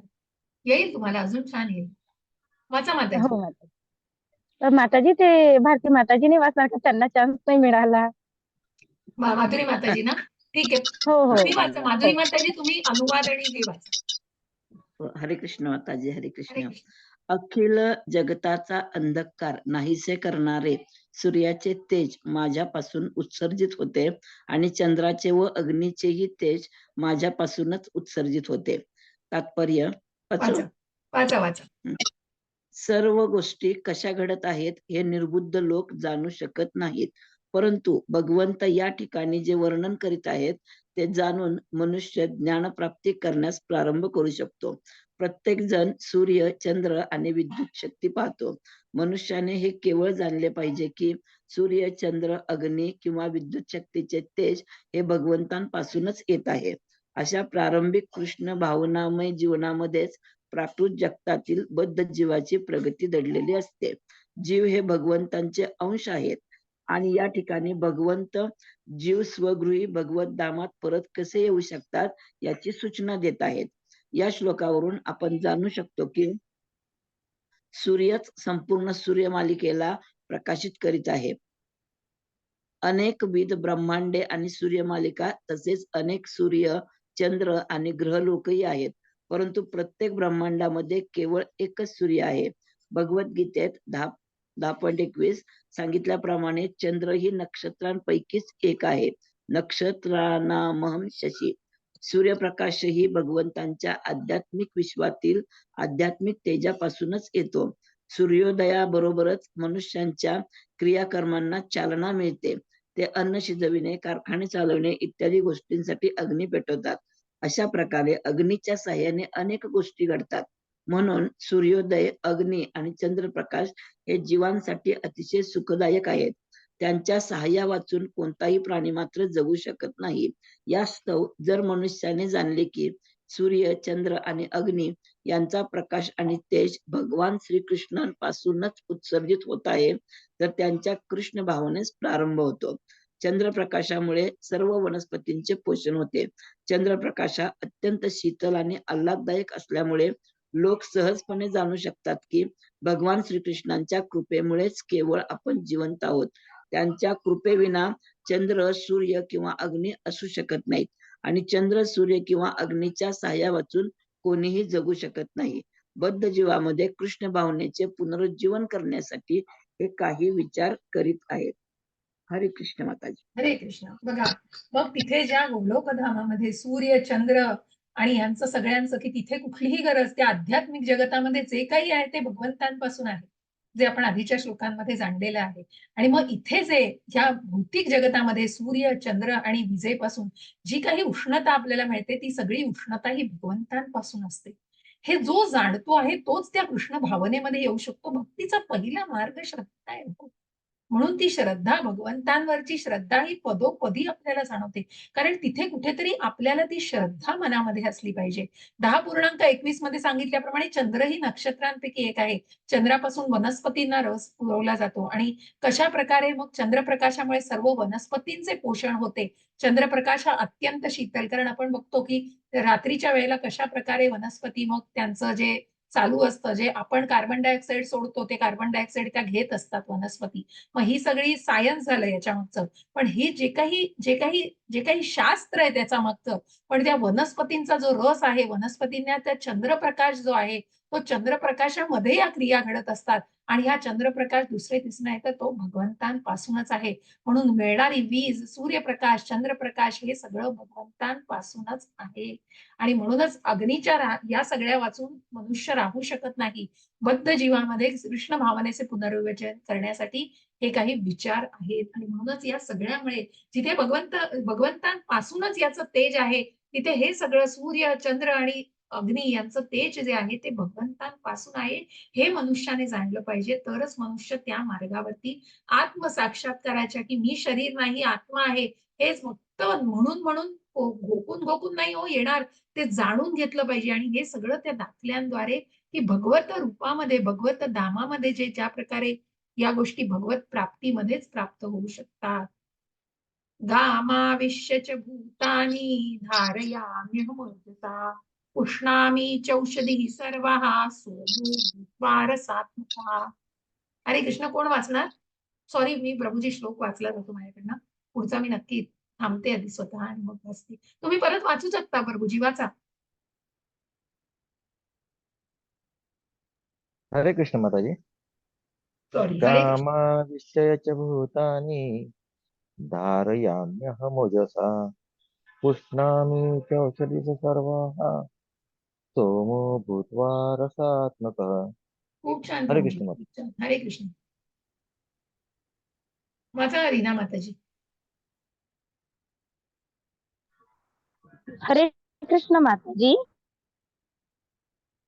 मी प्रत्येक ग्रहलोकात प्रवेश करतो आणि माझ्या शक्तीद्वारे ते आपल्या कक्षेत स्थित राहतात. मीच चंद्र होऊन सर्व वनस्पतींना जीवनरसांचा पुरवठा करतो. हरे कृष्ण माताजी. हरे कृष्ण. हरे कृष्ण. आणि म्हणून मग आपण तात्पर्यातनं, की प्रत्येक ग्रह, मग आपण म्हणतोय ही सगळी अवकाशामध्ये ब्रह्मांड दिसतायत हो. एखादी आपण टरबूज घेतलं जडच्या जड, ते असं खाली फेकलं तर ते तरंगणार आहे का? हो नाही. हे तत्व आहे, जे भगवंतांचं तत्व या सगळ्या ब्रह्मांडांमध्ये आहे. आणि म्हणून मी प्रत्येक ग्रहलोकात प्रवेश करतो आणि माझ्या शक्तीद्वारे ते आपल्या कक्षेमध्ये स्थित असतात. आणि मीच चंद्र बनून वनस्पतींना जीवनरसांचा पुरवठा करत असतो या वनस्पतींद्वारे.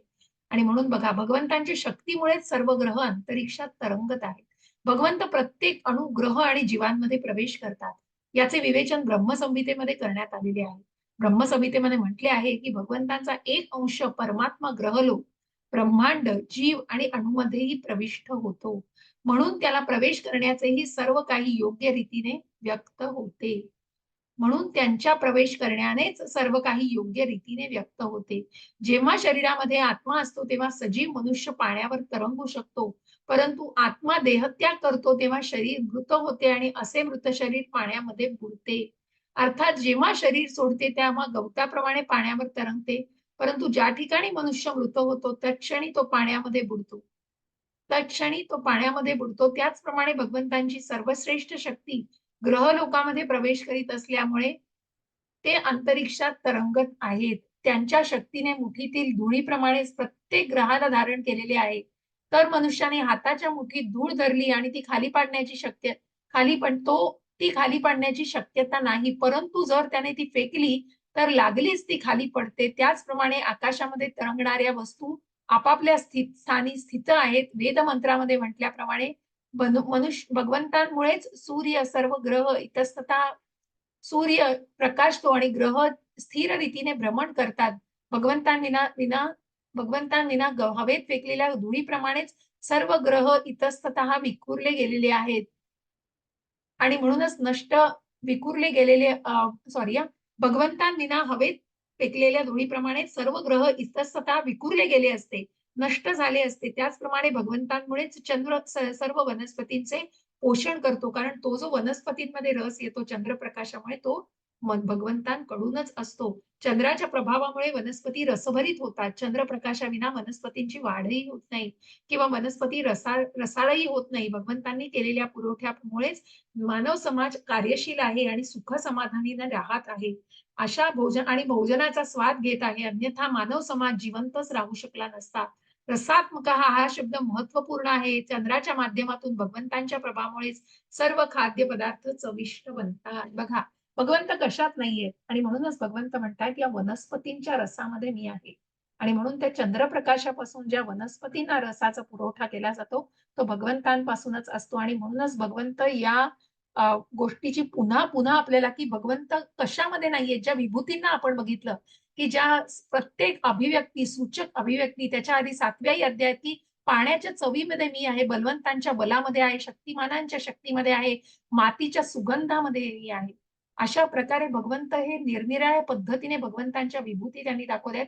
याही भगवंतांच्या विभूती आहेत की भगवंतांविना मग भगवंतांच्या कृपेशिवाय ती जर ब्रह्मांड आहे ती अवकाशात कशी तरंगतील? हो, ती खाली पडतील, ती तरंगूच शकणार नाही. परंतु त्या तत्वामुळे, भगवंतांच्या लीलांमुळे आणि अशा प्रकारे घडू शकतं की ती अवकाशामध्ये तरंगू शकतात. कोण लीव झालं? हरे कृष्ण माताजी. 14 अच्छा, मला वाचू मी. वाटतं सुनील प्रभूजी. हा, बोला ना माताजी. मी श्लोक वाचू काय प्रयत्न? नक्की नक्की माताजी, वाचा ना. 14वा श्लोक. हरे कृष्ण हरे कृष्ण. अहम वैश्वानरो भूत्वा प्राणिनां देहमाश्रितः प्राणापान समायुक्तः पचाम्यन्नं चतुर्विधम्. किती छान हरे माताजी, कृष्ण. छान वाचता तुम्ही. हरे कृष्ण. अर्थ: सर्व वाचा. प्राणीमात्रांच्या देहामधील जठराग्नी मी आहे आणि 4 प्रकारच्या अन्नाचे पचन करण्याकरता मी प्राण व अपान वायूशी संयोग साधतो. तात्पर्य: वाचा तात्पर्य. आयुर्वेदानुसार जठरामध्ये अग्नी असतो आणि तो जठरातील सर्व अन्नाचे पचन करतो. जेव्हा जठराग्नी प्रदीप्त नसतो तेव्हा मनुष्याला भूक लागत नाही आणि जेव्हा तो प्रदीप्त असतो तेव्हा भूक लागते. जठराग्नी व्यवस्थितपणे कार्य करीत नाही तेव्हा उपचाराची आवश्यकता असते. कोणत्याही परिस्थितीत हा अग्नी भगवंतांचेच रूप आहे. वेदांमध्येही बृहदारण्यकम उपनिषद 5.9.1 म्हटले आहे की भगवंत किंवा ब्रह्म अग्निरूपामध्ये जठरात उपस्थित आहे आणि सर्व प्रकारच्या अन्नाचे पचन करीत आहे. अयम अग्नी विश्वानरो सर्वेश्वासरो योयमन्तः पुरुषे येनेदमन्नं पच्यते.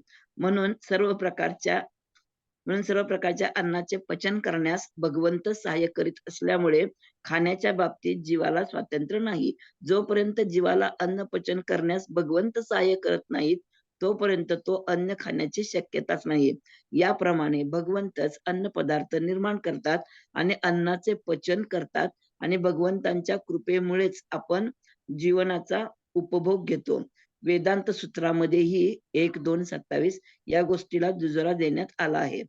शब्दादिभ्योऽन्तः प्रतिष्ठानाच्च भगवंत हे ध्वनी, शरीर, वायू आणि जठरामध्ये जठराग्नीच्या रूपामध्ये उपस्थित आहेत.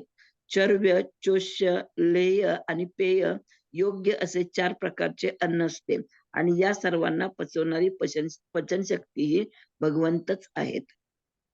मस्त. हरिओम तत्सत. हरे कृष्ण माताजी. सर किती सुंदर दिलेलं आहे बघा तात्पर्य की प्राणी मात्रांच्या जठराग्नीला भगवंत कंट्रोल करतायत.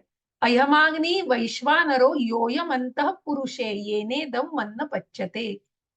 सर्व प्रकारच्या अन्नाचे पचन करण्यास भगवंत सहाय्य करीत असल्यामुळे खाण्याच्या बाबतीत जीवाला स्वातंत्र्य नाही, कारण तो जो जठराग्नी आहे तो प्रज्वलित करण्याचं कामही भगवंत करतात. म्हणून मनुष्याला भूक लागते आणि म्हणून तो जठराग्नी त्याप्रमाणे कार्य करत असतो. हे कार्य सुद्धा भगवंतांच्याच कृपेमुळे आहे, भगवंतांच्याच अस्तित्वामुळे आहेत आणि म्हणून भगवंतांच्या कृपेमुळेच आपण जीवनाचा उपभोग घेतो. वेदांत सूत्रातही याला दुजोरा दिलेला आहे.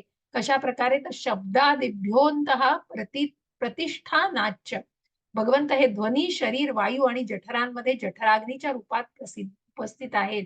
चर्व्य म्हणजे चावणारं, चोष्य म्हणजे शोषणारं, लेह्य म्हणजे आपण विरघळणारं किंवा जे शोषतो ते चोखणारं आणि चोखणारं, चावणारं, लेह्य म्हणजे मला वाटतं पिणारं एक आहे का, पेय म्हणजे पिणारं आणि मग ज्याला आपण म्हणतो ना की चावणं, शोषणं आणि ज्या लाळेबरोबर ते मिक्स होतं, तर त्याप्रमाणे लिक्विडी अशा प्रकारच्या 4 प्रकारच्या अन्नाचं पचन हे भगवंत करत असतात आणि या सर्वांना पचवणारी पचनशक्ती ही भगवंतच आहे. हा सगळा जठराग्नी म्हणजे हे जे काही कार्य, कारण हे भगवंतांची देण आहे हो आणि म्हणूनच या 15व्या अध्यायाला इतकं वेगळं महात्म्य आहे. खूप वेगळं महात्म्य आहे. बऱ्याच वेळेला मनुष्य जेव्हा हा देह सोडून जातो, मनुष्य मृत होतो, त्या दिवशी मग तेव्हा इतरही बरेच आध्यात्मिक गोष्टी म्हटल्या जातात. विष्णू सहस्त्रनाम म्हटलं जातं. तर या 15व्या अध्यायाला हमखास म्हटलं जातं, जिथे परमेश्वराची स्तुती, की प्रत्यक्ष भगवंत आपल्या स्वमुखातून सांगतायत, की भगवंत सगळं कंट्रोल करतायत आणि त्या भगवंतांचेच आपण अंश आहोत. ममैवांशो जीवलोके जीवभूतः सनातनः. खूप सुंदर अध्याय आहे असा. सगळेच अध्यायांचं महात्म्य थोर आहे, पण 15व्या अध्यायाचं महात्म्य हे वेगळं आहे असं. सर्वस्य चाहं हृदि सन्निविष्टो मत्तः स्मृतिर्ज्ञानमपोहनं च वेदैश्च सर्वैरहमेव वेद्यो वेदान्तकृद्वेदविदेव चाहम्. बघा भगवंत कुठे नाहीयेत. भगवंत प्रत्येकाच्या हृदयात. वाचा रीना माताजी. हरे कृष्ण माताजी. मी प्रत्येकाच्या हृदयात स्थित आहे आणि माझ्यापासूनच स्मृती, ज्ञान आणि विस्मृती होतात. सर्व वेदांद्वारे जाणण्यायोग्य मीच आहे. निसंदेह मी वेदांताचा संकलक आहे आणि वेदांचा ज्ञाताही मीच आहे. हरे कृष्ण माताजी. हरे कृष्ण. अंतः प्रविष्टः शास्ता जनानां. जीव जेव्हा वर्तमान देहाचा त्याग करतो तेव्हा त्याला सर्व गोष्टींचं विस्मरण होते, परंतु भगवंतांच्या प्रेरणेमुळे तो पुन्हा आपली कर्मे सुरू करतो. त्याला जरी पूर्वकर्मांचे विस्मरण झाले तरी खंडित पूर्वकर्मांना पुन्हा प्रवृत्त करण्यासाठी भगवंत त्याला बुद्धी देतात. म्हणून अंतर्यामी भगवंतांच्या आदेशानुसार या जगतात जीव केवळ सुखदुःख भोगतो एवढेच नव्हे, तर वेदांचं ज्ञान प्राप्त करण्याचीही सुसंधीही त्यांच्याकडूनच प्राप्त होते. वेदैश्च सर्वैरहमेव वेद्यो वेदांत कृद्वेद विदेव चाहम्. जर वैदिक ज्ञान प्राप्त करण्यासाठी कोणी प्रामाणिक असेल तर श्रीकृष्ण त्याला आवश्यक ती बुद्धी प्रदान करतात. कारण ही विस्मृती, ही स्मृती, ही स्मरणशक्ती सगळं हे भगवंतांपासूनच आहे. मग आपण ज्या वेळेला ही कथा पुढे पण आपल्याला मला वाटतं 17व्या अध्यायात जेव्हा आपण यज्ञाविषयी जाणू तेव्हा आपल्याला निश्चित याचं पुन्हा उल्लेख येईल. पण ज्या यज्ञाचं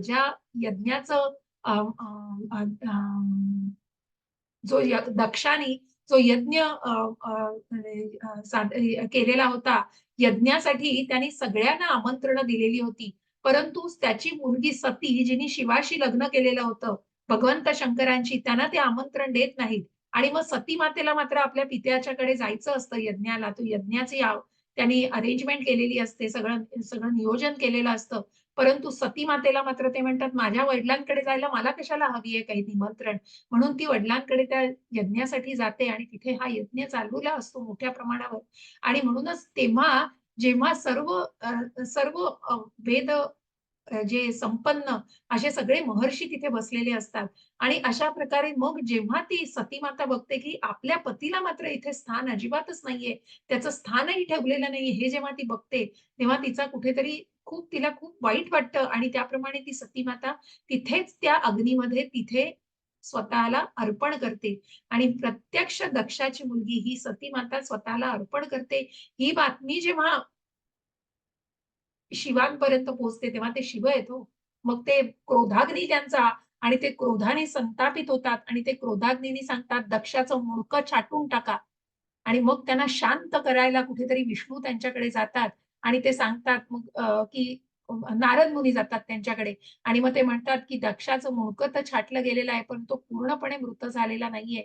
मग त्याला तुम्ही निश्चित पुन्हा त्याचं जे काही शरीर त्याचं जे काही शिर आहे ते त्याला पुन्हा तुम्ही जवळून त्याला तुम्ही त्या प्रकारे तुमच्या शक्तीद्वारे तुम्ही हे निश्चितच करू शकाल. परंतु शंकर म्हणतात, शिव म्हणतात ती त्याची लायकी नाहीये. कारण ज्या प्रकारे त्यांनी वागणूक दिलेली आहे, तिने एका वैष्णवीचा अपमान केलेला आहे आणि तो वैष्णवीचा अपमान हा घोर आहे म्हणून इथे क्रोधाला महत्त्व दिलेलं आहे. तो क्रोध म्हणजे वैष्णवीचा अपमान आहे आणि म्हणून त्या क्रोधामुळे ते मुंडकं छाटलं गेलेलं आहे या दक्षाचं. पण दक्षाला कुणाचं मुंडकं मग ते शिवांच्याच आज्ञेनुसार त्यांना बकरीचं शिर लावलं जातं आणि त्या बकरीच्या शिराने बसून तिथे मग कुठलंही विस्मरणात न जाता सगळे यज्ञ दक्ष पूर्णपणे पार करतो. मग कुठे गेली ती स्मृती कुठे गेली? तर ती स्मृती मेमरीज हा इथे त्यांच्या कुठेतरी शिरामध्ये आहेत का तिथे त्याच्या देहामध्ये आहेत. कारण शिर जरी बकरीचं लावलं असलं तरी ते पूर्णपणे त्या यज्ञांना व्यवस्थित पर्यंतपणे पार पडतात आणि म्हणूनच हृदयामध्ये आहे. आणि हृदयामध्ये जे ज्ञान आहे म्हणूनच त्या परमात्म्यापासून तो आत्मा हा परमात्म्यापासून आहे आणि हा परमात्मा सगळं नियंत्रित करतो आहे. जो बघतो आहे ज्याचं सगळ्याचं ऑब्झर्वेशन करतोय पण तो आत्मा कुठेतरी बद्धावस्थेमध्ये गुरफटलेला आहे. आणि म्हणूनच आपल्याला जाणायचं आहे की या जरी ते शिर लावलं बकरीचं तरी पण ह्या जे काही आहे ते या परमात्म्यापासून आहे. म्हणून ज्या स्मृती विस्मृती या सगळ्या या परमात्म्यापासून आहे. ज्या कथेपासून हे आपण जाणू शकतो. वाचायचंय तुम्हाला? माधुरी माताजी, रीना माताजी वाचा. श्लोक वाचायचाय, कृपया वाचा. हरे कृष्ण माताजी. हरे कृष्ण. द्वाविमौ पुरुषौ लोके क्षरश्चाक्षर यवच क्षरः सर्वाणि भूतानि कुटस्थोऽक्षर उच्यते. हरे कृष्ण माताजी. च्युत आणि क्षर आणि अच्युत अक्षर असे जीवांचे दोन वर्ग आहेत. भौतिक जगतात सर्व जीव च्युत असतात आणि आध्यात्मिक जीवाला अच्युत म्हटले जाते. हरे कृष्ण माताजी. हरे कृष्ण. हरे हो, कृष्ण. जगतातील. हरे कृष्ण. पूर्वीच सांगितल्याप्रमाणे भगवंतांनी व्यासदेव या अवताराद्वारे वेदांत सूत्रांचे संकलन केले. ज्या प्रकारे आपण अन्नमय, प्राणमय, मनोमय, विज्ञानमय आणि आनंदमय या कोशांना जाणलं त्या 13व्या अध्यायात म्हणजे व्यासांनी सगळं ज्ञान दिलेलं आहे. त्या ठिकाणी भगवंत सारांश रूपाने वेदांत सूत्राचं निरूपण करीत आहेत. ते म्हणतात की असंख्य जीवांचे दोन वर्गामध्ये विभाजन करता येते. च्युत आणि अच्युत. च्युत म्हणजे क्षर, अच्युत म्हणजे अक्षर. आणि म्हणूनच हे जीव भगवंतांचे सनातन विभिन्न अंश किंवा विभाजित अंश आहे. जेव्हा हे भौतिक प्रकृतीच्या संपर्कात येतात तेव्हा त्यांना जीवभूत म्हटले. सॉरी, या ठिकाणी योजिलेले संस्कृत शब्द क्षरः सर्वाणी भूतानी दर्शवितात की ते च्युत आहे. तथापि ते भौतिक जगताशी निगडित आहे. तथापि जे भगवंतांशी एकरूप आहेत त्यांना अच्युत म्हटले जाते. या ठिकाणी एकरूपता या शब्दाचा अर्थ जीवांना वैयक्तिक अस्तित्व नाही असा नव्हे, परंतु त्यांच्यामध्ये विसंवाद नाही. कारण कुठेतरी जोडले गेलेले आहेत भगवंतांशी. सृष्टीच्या प्रयोजनाच्या बाबतीत त्या सर्वांचे एकमत आहे. अर्थात आध्यात्मिक जगतात सृष्टी करण्याचा प्रश्नच उद्भवत नाही. परंतु वेदांत सूत्रांमध्ये भगवंत हे सर्व प्रकटीकरणाचे स्त्रोत असल्याचे सांगितल्यामुळे ही संकल्पना स्पष्ट करण्यात आली आहे. भगवान श्रीकृष्णांच्या विधानानुसार जीवांचे दोन वर्ग आहेत. वेद या गोष्टीला प्रमाणित करतात म्हणून त्याविषयी काहीच संदेह नाही. 5 इंद्रिय आणि मनाशी संघर्ष करणाऱ्या जीवांना भौतिक शरीरे असतात व ही शरीरे निरंतर बदलत असतात. आणि म्हणूनच जोपर्यंत जीव बद्धावस्थेमध्ये आहे तोपर्यंत पदार्थाशी संपर्क असल्यामुळे त्याचे शरीर बदलत असते. जड पदार्थांमध्ये परिवर्तन होत असते म्हणून जीवही बदलत असल्याचे दिसते. तथापि आध्यात्मिक जगातील देह हा भौतिक तत्वांपासून बनलेला नसतो म्हणून तो विकारी नसतो. भौतिक जगतात जीवामध्ये जन्म, वाढ, उपस्थिती, जनन, क्षय तथा विनाश हे 6 विकार होतात. हे विकार भौतिक शरीराचे आहेत. परंतु आध्यात्मिक जगतात शरीर बदलत नाही. त्यांचा शरीर आणि आत्मा भगवंतांचा हा एकच आहे. त्या ठिकाणी जन्म, मृत्यू, जरा, व्याधी काहीच नसते. तेथे सर्व काही एकत्वामध्येच स्थित असते. क्षर सर्वाणी भूतानी या भौतिक जगताच्या संपर्कात येणाऱ्या आदिजीव ब्रह्मदेवापासून ते सूक्ष्म कीटकांपर्यंत सर्वांचं शरीर बदलत असते. म्हणून ते सर्व च्युत आहेत. तथापि आध्यात्मिक जगतात ते एकत्वामध्ये सदैव मुक्तच असतात. म्हणून त्यांना अच्युत, इनफॉलिएबल, अक्षर असे हे सगळे जीव आहेत. म्हणून आपण जेव्हा म्हणतो भौतिक जीवातला आणि आध्यात्मिक जीवातला हा फरक आहे. भौतिक जीवामध्ये जीव आणि आत्मा यांच्यामध्ये, देह आणि आत्मा यांच्यामध्ये भिन्नता आहे, परंतु आध्यात्मिक जगतामध्ये तसं नाहीये. आणि म्हणूनच हा जीव आणि आत्मा जेव्हा निरनिराळे आहे, तेव्हा हा जीव हा एक देह त्यागून दुसऱ्या देहाची प्राप्ती करत असतो. आत्मा हा अविरत असतो, अविनाशी असतो. आणि हे जाणायचंय आपल्याला. हे जाणतो तोच त्या ज्ञानाने परिपूर्ण होऊ शकतो. उत्तमः पुरुषस्त्वन्यः परमात्मेत्यद्युदाहृतः परमात्मेत्युदाहृतः यो लोकत्रयमाविश्य बिभर्त्यव्यय ईश्वरः. हरे कृष्ण. माधुरी माताजी. हरे कृष्ण माताजी, हरे कृष्ण. या दोहों व्यतिरिक्त एक परम पुरुष परमात्मा आहेत, जे स्वतः अव्ययी भगवंत आहेत आणि ते स्त्री लोकांमध्ये प्रवेश करून त्यांचे पालन पोषण करीत आहेत.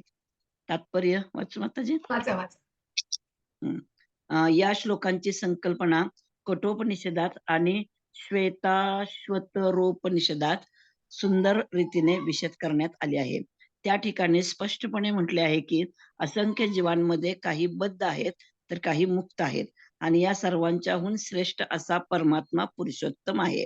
उपनिषदातील श्लोक पुढील प्रमाणे आहे. नित्यो नित्यानाम चेतन श्वेतनानाम.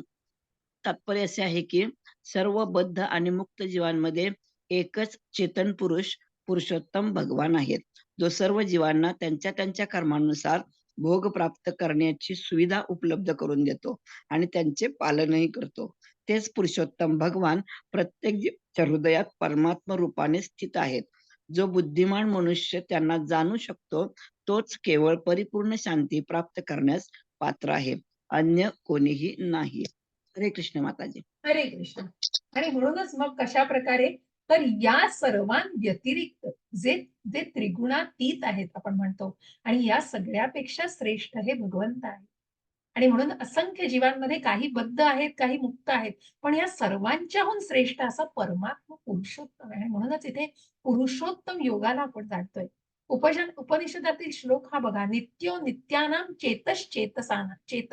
चेतनानाम, की सर्व बद्ध आणि मुक्त जीवांमध्ये एकच चेतन पुरुष भगवान पुरुषोत्तम आहे, जो सर्व जीवांना त्यांच्या त्यांच्या कर्मानुसार भोग प्राप्त करण्याची सुविधा उपलब्ध करून देतो आणि त्यांचे पालनही, बीज देणारे पिताही ते आहेत आणि पालन करतेही तेच आहेत. तेच पुरुषोत्तम भगवान प्रत्येकाच्या हृदयामध्ये परमात्मा रूपामध्ये स्थित आहेत.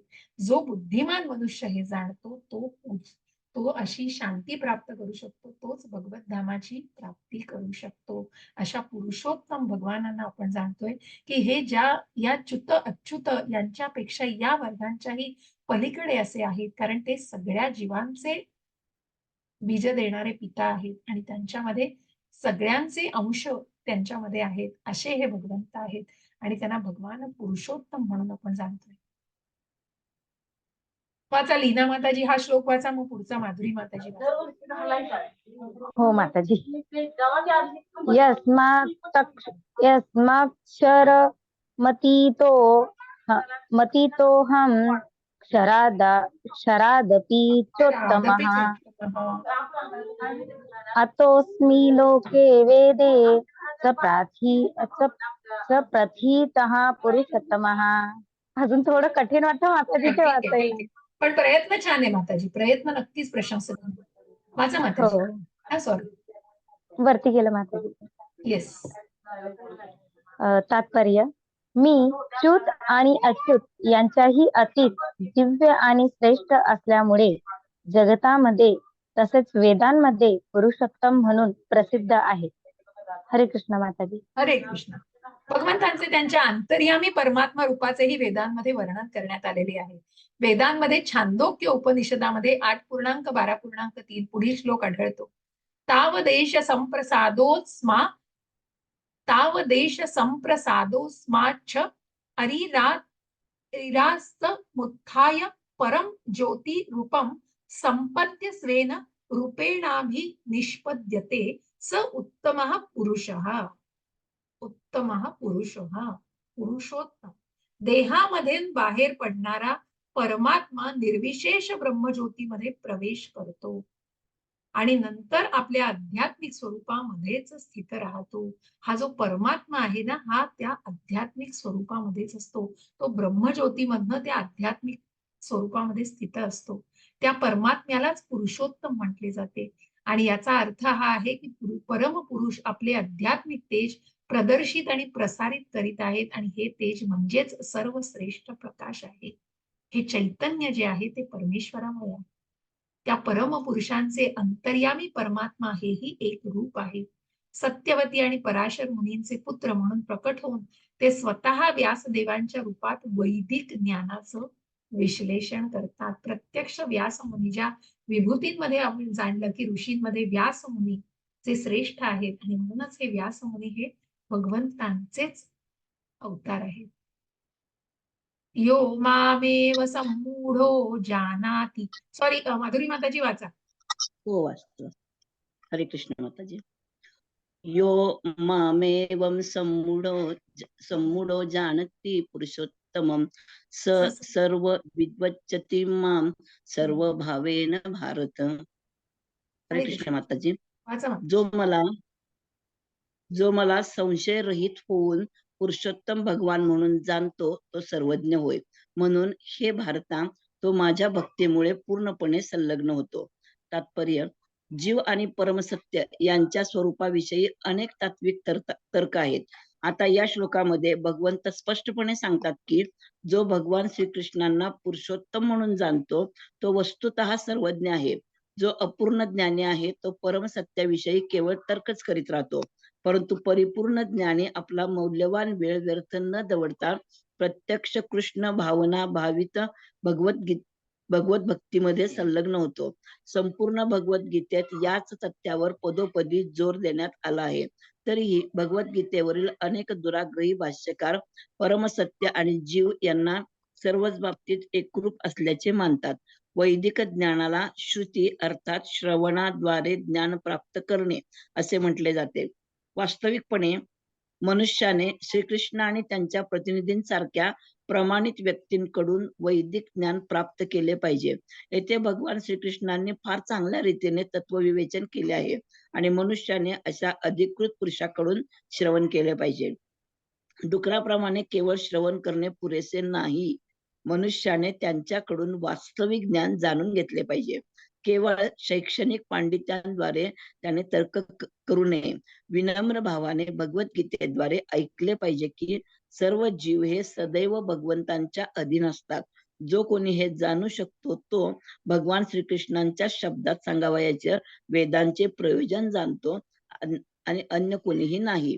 भजती हा शब्द अत्यंत महत्वपूर्ण आहे. भजती हा शब्द अनेक ठिकाणी भगवत सेवेच्या संदर्भात योजलेला आहे.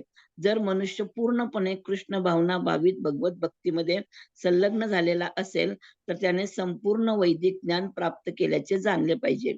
वैष्णव परंपरेमध्ये म्हटले आहे की मनुष्य जर कृष्ण भक्तीमध्ये संलग्न झालेला असेल तर परमसत्याला जाणण्यासाठी त्याने अन्य कोणत्याही आध्यात्मिक मार्गाचा अवलंब करण्याची आवश्यकता नाही. त्याने प्रयोजन गाठलेच आहे कारण तो भगवत भक्तीमध्ये संलग्न आहे. भगवंतांना जाणण्याच्या सर्व प्राथमिक मार्गांना त्याने पार केले आहे. तथापि शेकडो हजारो वर्षापर्यंत तर्क करूनही जर मनुष्य श्रीकृष्ण हेच पुरुषोत्तम भगवान असल्याचे जाणत नाहीत आणि त्यांना शरण जात नाहीत तर त्याने इतक्या जन्मांपर्यंत आणि वर्षांपर्यंत केलेला तर्क म्हणजे केवळ निरर्थक कालापव्ययच आहे. हरे कृष्ण माताजी. हरे कृष्ण. श्रुती फक्त डुकरासारखं ऐकायचं नाहीये. श्रवण नक्कीच महत्वाचं आहे पण ते ज्ञानाने त्याच्यातलं ज्ञान जाणून घ्यायचं आहे. आणि म्हणून इथे दिलेलं आहे की मनुष्याने त्यांच्याकडून वास्तविक ज्ञान जाणून घेतलं पाहिजे. येथे भगवान श्रीकृष्णांनी त्याचं विवेचन खूप सुंदर प्रमाणे की अधिकृत आणि म्हणूनच उत्तम आध्यात्मिक गुरूंकडून हे ज्ञान घेतलं पाहिजे. तेव्हाच तो मनुष्य भगवंतांना, त्या पुरुषोत्तम भगवानांना जाणू शकेल. आणि जो त्यांना जाणत नाही तो वेळेचा अपव्यय करतोय हो. मग ते ज्ञान घेऊन, ती जाणून, त्या वेदांचा अभ्यास, शास्त्रांचा अभ्यास केला, पण भगवंतांना जाणलं नाही, त्या वेदांमधून भगवंतांना, श्रीकृष्णांनाच मानत नसेल, त्यांचं अस्तित्वच नीट जाणत नसेल, तर त्या अभ्यासाचा काय उपयोग आहे? मग त्या अभ्यासाला निरर्थक आहे तो अभ्यास. शेवटचा श्लोक आहे आपला, इति गुह्यतमं शास्त्रम् इदं उक्तं मया नघ एतद् बुद्ध्वा बुद्धिमान्यास् कृतकृत्यश्च भारत. हरे कृष्ण. रीना माताजी. हरे कृष्ण. हे निष्पाप अर्जुना, हा वैदिक शास्त्रांचा परम गुह्य गाभा आहे आणि तो आता मी तुला प्रकट केला आहे. जो कोणी हे जाणेल तो बुद्धिमान होतो आणि त्याच्या प्रयत्नांद्वारे सिद्ध होतो. हरे कृष्ण माताजी. तात्पर्य माताजी, हा नाही, तात्पर्य ठीक आहे. वाचायचं. मी काही पॅरेग्राफ त्यातले घेते. शुद्ध आणि बुद्धिमान होण्यासाठी सर्वांनी कृष्ण भावनेचा स्वीकार करून भक्तीमध्ये संलग्न झाले पाहिजे. जोपर्यंत मनुष्य श्रीकृष्णांच्या या ज्ञानाप्रत उन्नत होऊन भक्तीमध्ये संलग्न होत नाही, तोपर्यंत सामान्य मनुष्यांच्या गणनेमध्ये तो कितीही बुद्धिमान असला तरी तो खऱ्या अर्थाने बुद्धिमान असू शकत नाही. अर्जुनाला संबोधलेला अनघ हा शब्द महत्वपूर्ण आहे. अनघ अर्थात निष्पाप, सर्व पापातून मुक्त झाल्याविना श्रीकृष्णांचे ज्ञान होणे अत्यंत कठीण आहे, कारण त्या मनाला शुद्ध केलं पाहिजे. मनुष्याने सर्व पापातून, सर्व विकारातून मुक्त झाले पाहिजे, तरच तो श्रीकृष्णांना जाणू शकतो. परंतु भक्ती ही इतकी विशुद्ध आणि सामर्थ्यशाली आहे की भक्तीमध्ये संलग्न झालेला मनुष्य आपोआपच अनघावस्थेची प्राप्ती करतो. मग त्यासाठी ती निष्पापता अगदी ओढून ताणून आणावी लागत नाही, कारण ती निर्मळता बघा अर्जुनाच्या मनात आहे. कारण अर्जुन हा विशुद्ध भक्त आहे हो, म्हणून त्याच्या मनामध्ये ती निर्मळपणा आहे. त्याला आपल्याच भावंडांसाठी बघा प्रेम ओतून आलेलं आहे, उचंबळून आलेल्या आहेत भावना, कारण तो निष्पाप आहे. तो अतिशय, तो भगवंतांचा लाडका भक्त आहे. शुद्ध भक्तांच्या संघामध्ये पूर्णपणे कृष्ण भावनामय होऊन भक्ती करीत असताना मनुष्याने काही विशिष्ट गोष्टींचा समूळ विनाश करून त्यावर विजय मिळवणे आवश्यक आहे. त्या क्रोधावरती, त्या मत्सरावरती विजय, त्या षड्रिपूंवर विजय मिळवला पाहिजे. सर्वात महत्वाची गोष्ट म्हणजे मनुष्याने अंतःकरणाच्या दुबळेपणावर मात केली पाहिजे. मनुष्याचे सर्वप्रथम अधःपतन हे भौतिक प्रकृतीवर प्रभुत्व गाजवण्याच्या इच्छेमुळे होते. कुठेतरी इतका ते जीवाचा आटापिटा चाललेला असतो की मी कसा श्रेष्ठ आहे, मी कसं माझं श्रेष्ठत्व सिद्ध करू. आहो, तुमचं काय आहे इथे म्हणून तुम्ही चाललात. नक्कीच त्या ज्ञानाने तुम्ही परिपूर्ण होण्याचा प्रयत्न करा, पण कुठेतरी तो अहम बाजूला ठेवा. यामुळे भगवंतांच्या दिव्य प्रेममयी सेवेचा त्याग करतो. अंतःकरणाचा दुसरा दुबळेपणा म्हणजे मनुष्य भौतिक प्रकृतीवर स्वामित्व गाजवण्याची प्रवृत्ती मनुष्याची वाढली की पदार्थामध्ये आणि पदार्थ संग्रह करण्यामध्ये तो आसक्त असतो. कारण मग किती घेऊ आणि किती नको, हेही मला पाहिजे, तेही मला पाहिजे, हे पण मला, ते पण मला, सगळं मलाच हवंय. भौतिक अस्तित्वाच्या समस्या या अंतःकरणाच्या दुबळेपणामुळे निर्माण होतात. आणि मग ते घेऊन घेऊन किती घेणार हो. शेवटी त्यालाही काही लिमिट्स आहेत आणि त्याचा आनंद किती काळ टिकणार आहे, तो क्षणभंगूर आहे हो. आणि म्हणून मग कुठेतरी मग ते न मिळाल्यामुळे आपण जसं म्हणतो कामात क्रोधो विजयते, त्या क्रोधामुळे मग स्वतःचा पूर्ण तोल ढळतो, त्या मनाचा तोल ढळतो, ती बुद्धी नाश पावते, मग ते अधःपतन होतं. हे सगळं दुबळेपणामुळे सुद्धा होऊ शकतं. या दुबळेपणानेच भगवंतांनी या दुबळेपणाला कुठेतरी कुठेतरी त्याची मात केली पाहिजे. त्या दुबळेपणावर भगवंत सांगतायत. भौतिक अस्तित्वाच्या समस्या या अंतःकरणाच्या दुबळेपणाने निर्माण होतात. कारण कुठेतरी तुम्ही मन, मग अर्जुन जिथे सांगतोय की मन धरू शकत नाही, वाऱ्याला धरू शकतो. त्या मनाचा दुबळेपणा आहे हो, तर त्या मनाला मार्गदर्शन केलं पाहिजे. या अध्यायातील पहिले 5 श्लोक अंतःकरणाचा दुबळेपणातून मुक्त होण्याच्या विधींचे वर्णन करतात आणि उर्वरित अध्यायामध्ये 6व्या पासून ते शेवटच्या श्लोकापर्यंत पुरुषोत्तम योगाचे वर्णन करण्यात आलेले आहे. या प्रकारे भगवद्गीतेच्या पुरुषोत्तम योगा 15व्या अध्यायावरील भक्ती वेदांत भाष्य संपन्न. कारण जे जे आपण ऊर्ध्व मूल मधः शाखम, त्या वृक्षाविषयी जे आपण जाणलेलं आहे की कशा प्रकारे मनुष्य अगदी गाळामध्ये त्या चाललेला आहे आणि कुठेतरी त्या वटवृक्षाला जाणत नाहीये तोपर्यंत जोपर्यंत तो जाणू नाही शकत, जोपर्यंत त्या त्या मुळांना छाटत नाही, अशा प्रकारे आपण त्याचं वर्णन पहिल्या ह्याच्यात जाणलं. ममई वांशो जीवलोके, त्या मनासह 5 इंद्रियांसह तो झगडत आहे. का? कारण तो आनंद, क्षणभंगूर आनंद मिळवण्यासाठी. परंतु त्या पुरुषोत्तमांना जाणायचंय. च्युत अच्युत त्याच्याही पलीकडे जे पुरुषोत्तम आहेत, जे प्रत्यक्ष भगवंत आहे, जो परमात्मा प्रत्येकाच्या हृदयामध्ये निवास करतो आहे, त्या परमात्म्याला जाणायचंय, परमात्म्याला पुरुषोत्तम म्हणून जाणायचं आहे आणि त्यांच्याशी जोडलं जायचंय. योग म्हणजे शारीरिक भाव नाही, तर ते भगवंतांशी जोडलं जाणं आहे. आणि म्हणूनच या पुरुषोत्तम योगातून आपण भगवंतांचा हा महिमा जाणलेला आहे. या प्रकारे भगवद्गीतेच्या पुरुषोत्तम योग या 15व्या अध्यायावरील भक्ती वेदांत भाष्य संपन्न. इति 15ोऽध्याय समाप्तः. शेअरिंग थांबवते आणि रेकॉर्डिंग थांबवते.